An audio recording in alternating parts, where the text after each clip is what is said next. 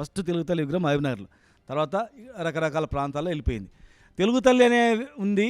తర్వాత వేరే రాష్ట్రంలో కూడా కొన్ని విగ్రహాలు ఉన్నాయి. ఒకరు పెట్టిన తర్వాత మీరు దానిలో తెలంగాణ నేటివిటీకి, తెలంగాణ మహిళకి ప్రతిబింబంగా లేని తెలంగాణ తల్లిని మారిస్తే అంటే మరి బతుకమ్మ తెలంగాణ ప్రతీక కదా. బతుకమ్మ మేము పెట్టినటువంటి విగ్రహంలో బతుకమ్మ ఉంది.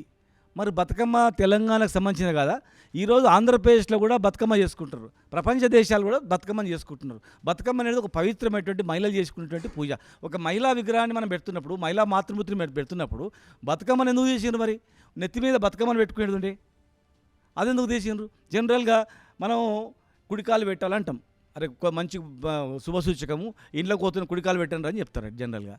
మరి ఎడమకాలు పెట్టినట్ల ప్లస్ ఏం లేకుండా బతుకమ్మని తీసేయడము, దానివల్ల ఏం లేకుండా ఎందుకు?